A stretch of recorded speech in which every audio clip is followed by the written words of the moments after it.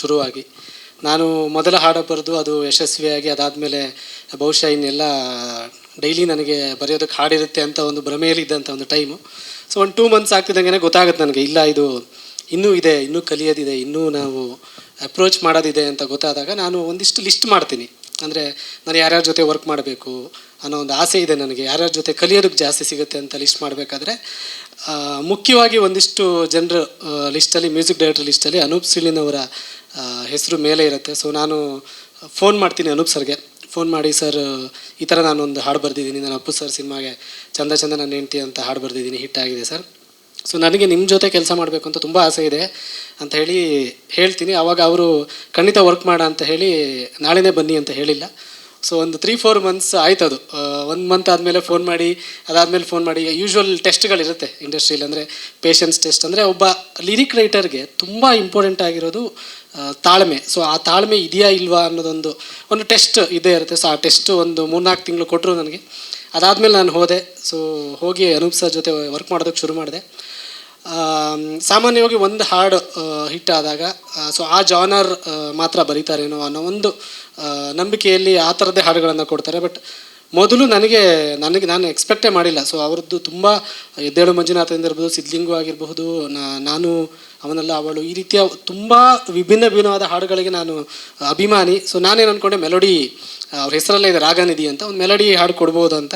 So ನನಗೆ first ಕೊಟ್ಟಿದ್ದೆ ಅವರೊಂದು ಐಟಮ್ ನಂಬರ್ ಬರೆಯೋದಕ್ಕೆ ಕೊಡ್ತಾರೆ. ನನಗೆ ಶಾಕ್ ಆಗೋಯ್ತು. ಹೆಂಗೆ ಅಂದರೆ ಒಂದು ಟ್ರಸ್ಟ್ ಇದೆ ಗೊತ್ತಾ, ಒಬ್ಬರು ನೋಡಿದ ಕೂಡಲೇ ಒಂದು ಇವ್ರು ಬರಿಬೋದೇನೋ ಒಂದೊಂದು ಟ್ರಸ್ಟ್ ಇಟ್ಟು.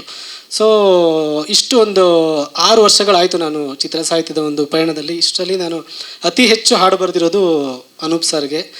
ಸೊ ನನ್ನ ವೃತ್ತಿ ಜೀವನದಲ್ಲಿ ತುಂಬ ಪ್ರಮುಖವಾದಂಥ ಭಾಗ ಅನೂಪ್ ಸರ್ ಆಗ್ತಾರೆ. ಯಾಕಂದರೆ ಎಲ್ಲ ರೀತಿಯ ಹಾಡುಗಳು ನನ್ನ ಹತ್ರ ಬರ್ಸಿದ್ದಾರೆ. ರೀಸೆಂಟ್ ಲವ್ಲಿವರೆಗೂ ಕೂಡ ಒಂದು ಟ್ಯೂನ್ ಆದ ಕೂಡಲೇ ತಕ್ಷಣ ನೆನ್ಪು ಮಾಡ್ಕೋತಾರೆ ನನ್ನನ್ನು.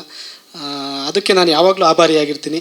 ಮತ್ತು ಅನೂಪ್ ಸರ್ಗೆ ಬರೆಯೋ ಇನ್ನೊಂದು ಅಡ್ವಾಂಟೇಜ್ಗಳಂದರೆ, ನಿಮ್ಮ ಒಳಗಡೆ ಇಲ್ಲದೆ ಇರೋದೇನೋ ಓಪನ್ ಅಪ್ ಆಗ್ತಾ ಹೋಗುತ್ತೆ. ಅಂದರೆ ಅವ್ರು ಹಂಸಲೇಖ ಅವರ ಗರಡಿಯಲ್ಲಿ ಪಳಗಿರೋದ್ರಿಂದನೋ ಗೊತ್ತಿಲ್ಲ, ನಿಮಗೆ ಹೊಸತನ ಏನೇ ಕೊಟ್ಟರೂ ಬೇಗ ರಿಸೀವ್ ಮಾಡುವಂತಹ ಒಬ್ಬ ಸಂಗೀತ ನಿರ್ದೇಶಕ. ಮತ್ತು ಅವರ ಟ್ಯೂನ್ಗಳು ಕೂಡ ಹಾಗೆ, ನಿಮಗೆ ಅವ್ರ ಟ್ಯೂನ್ಗಳಿಗೆ ಬರೆಯೋದು ತುಂಬ ಚಾಲೆಂಜ್, ಹಾಗೆ ಅವರನ್ನು ಒಪ್ಸೋದು ಕೂಡ ತುಂಬ ಚಾಲೆಂಜ್. ಯಾಕೆಂದರೆ ಯಾವಾಗಲೂ ಹೊಸತನವನ್ನು ಅವರು ಆಹ್ವಾನಿಸ್ತಾರೆ. ಸೊ ಹಾಗಾಗಿ ನಾನು ಕಲಿಯೋದಕ್ಕೆ ತುಂಬ ದೊಡ್ಡ ಒಂದು ಯೂನಿವರ್ಸಿಟಿ ಆಯಿತು ಅವರ ಒಂದು ಗರಡಿಯಲ್ಲಿ ಬರೆದಿದ್ದು.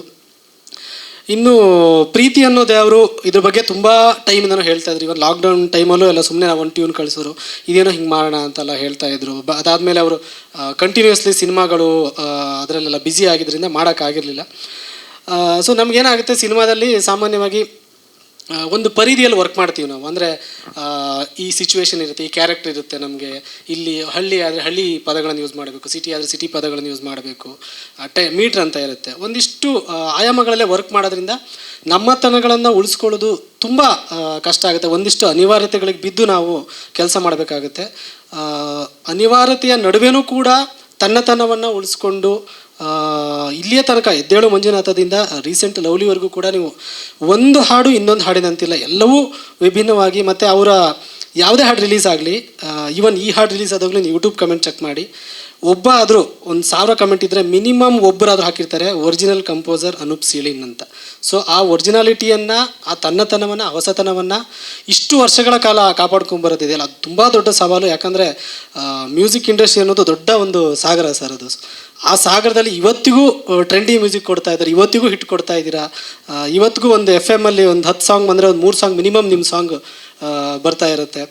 ಸೊ ಅದರ ಈಗ ರೀಸೆಂಟಾಗಿ ಕಾಲಪತ್ರದಲ್ಲಿ ನಿಮಗೆ ಅನೂಪ್ ಸೀಳಿನ್ 2.0 ಅಂತ ಒಂದು ನಿಮ್ಮ ಅಧ್ಯಾಯ ಸ್ಟಾರ್ಟ್ ಆಯಿತು. ಸೊ ಆ ಅಧ್ಯಾಯದ ತುಂಬ ಪ್ರಮುಖವಾದಂಥ ಭಾಗ ಪ್ರೀತಿ ಅನ್ನೋ ದೇವರು. ಸೊ ಈ ಪ್ರೀತಿ ಅನ್ನೋ ದೇವರು ಹಿಂದೆ ಅನೂಪ್ ಸರ್ ಅವರ ಶ್ರಮ ಎಷ್ಟಿದೆಯೋ ಅಷ್ಟೇ ನಮ್ಮ ಕೃತಿ ಅಕ್ಕ ಅವರ ಶ್ರಮ ಕೂಡ ಇದೆ, ಅವರ ಎಂಟೈರ್ ತಂಡದ ಶ್ರಮ ಇದೆ. ಸೊ ನಾನು ಒಂದು ಪುಟ್ಟ ಭಾಗ ಅಷ್ಟೇ ಅದಕ್ಕೆ. ಸೊ ಯಾವಾಗಲೂ ನನ್ನನ್ನು ನೆನಪು ಮಾಡಿಕೊಂಡು ನಿಮ್ಮ ಪಯಣದಲ್ಲಿ ನನ್ನನ್ನು ಕೈ ಹಿಡ್ಕೊಂಡು ಕರ್ಕೊಂಡು ಹೋಗ್ತಾ ಇರೋದಕ್ಕೆ thank you sir, thank you so much. ಇದು ತುಂಬ ದೊಡ್ಡ ಮಟ್ಟದ ಹಿಟ್ ಆಗಲಿ, ಇನ್ನೂ ಹಲವಾರು ಹಾಡುಗಳನ್ನು ಮಾಡುವಂಥ ಶಕ್ತಿಯನ್ನು ದೇವರು ಕೊಡಲಿ. ಯಾಕಂದರೆ ಇದು ಒಬ್ಬ ಎಸ್ಟಾಬ್ಲಿಷ್ಡ್ ಮ್ಯೂಸಿಕ್ ಡೈರೆಕ್ಟರ್ ಈ ರೀತಿಯ ಒಂದು ಸಿಂಗಲ್ ಆಲ್ಬಮ್ ಮಾಡಿರೋದು ಕನ್ನಡದಲ್ಲಿ ಬಹುಶಃ ಇದೇ ಫಸ್ಟ್ ಅನ್ಕೋತೀನಿ. ಸೊ ಈ ರೀತಿಯ ಪ್ರಯತ್ನಗಳು ಆಗೋದಕ್ಕೆ ಇದೊಂದು ನಾಂದಿ ಆಗಲಿ ಅಂತ ಆಶಿಸ್ತಾ thank you so much.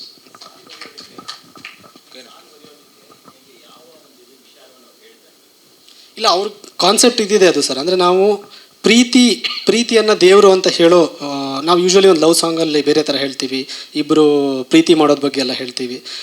Negativity ಈಗ ನೋಡಿದ್ರೆ ವಿಜುವಲ್ ಎಲ್ಲ ನಿಮಗೆ ಒಂದು ಎಲ್ಲ ಸ್ಮಶಾನದಲ್ಲಿ ಶೂಟ್ ಮಾಡ್ತಾರೆ, ಎಲ್ಲೋ ಒಂದು ಇದರಲ್ಲಿ ಶೂಟ್ ಮಾಡ್ತಾರೆ.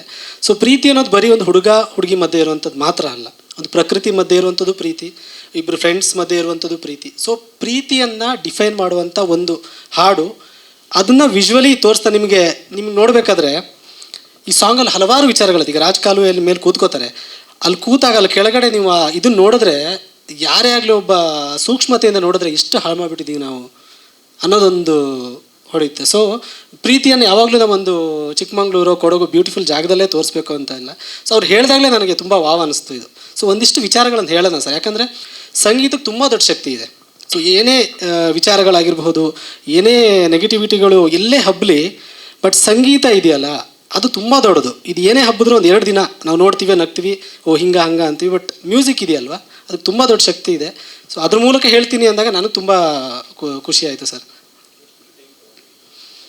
ಇದು ಒಂದು ದಿನದಲ್ಲಿ ನಾವು ಒಂದು ಪಲ್ಲವಿ ಒಂದು ಚರಣ ಮಾಡಿದ್ವಿ. ಸೊ ಅದಾದಮೇಲೆ ಇನ್ನೊಂದು ಅವ್ರು ಚರಣ ಕಳಿಸಿದ್ರು. ಆಲ್ಮೋಸ್ಟ್ 1.5 ಡೇಯಲ್ಲೇ ಆಗಿರೋದು ಸರ್ ಅದು. ನಮ್ಮದು ಅನೂಪ್ ಸರ್ದು ಹಂಗೆ ಅದು. ನಾನು ಇಲ್ಲಿ ಬರೆದು ಕಳಿಸ್ತೀನಿ ಅಂದರೆ ಅದು ತುಂಬ ಟೈಮ್ ಹಿಡಿಯುತ್ತೆ. ಸೊ ಅದು ಹಿಂಗೆ ರೀ ಹಂಗೆ ರೀ ಅಂತ ಅವರು ಇದು ಮಾಡ್ತಾರೆ, ಕೆಲಸತಿ ಬೈತಾರೆ, ಕೆಲಸತಿ ಹೊಗಳ್ತಾರೆ, ಹಾಗೆಲ್ಲ ಆಗುತ್ತೆ. ಬಟ್ ಎದುರುಗಡೆ ಕೂತಾಗ ತುಂಬ ನೀಟಾಗಿ ನಮ್ಮ ಕೃತಿಯಕ್ಕೆ ಏನಾದರೂ ಒಳ್ಳೆ ತಿಂಡಿ ಮಾಡಿಕೊಡ್ತಿರ್ತಾರೆ. ಸೊ ಒಂದು ಬರೆಯೋದಕ್ಕೊಂದು ಖುಷಿ ಇರುತ್ತೆ. ಅಲ್ಲ, ಅದೇನೋ ಹೊಟ್ಟೆ ಒಳಗಡೆ ಏನೋ ಹೋದಾಗ ತಲೆ ಕೆಲಸ ಚೆನ್ನಾಗಿ ಮಾಡುತ್ತೆ, ಹಾಗೆ.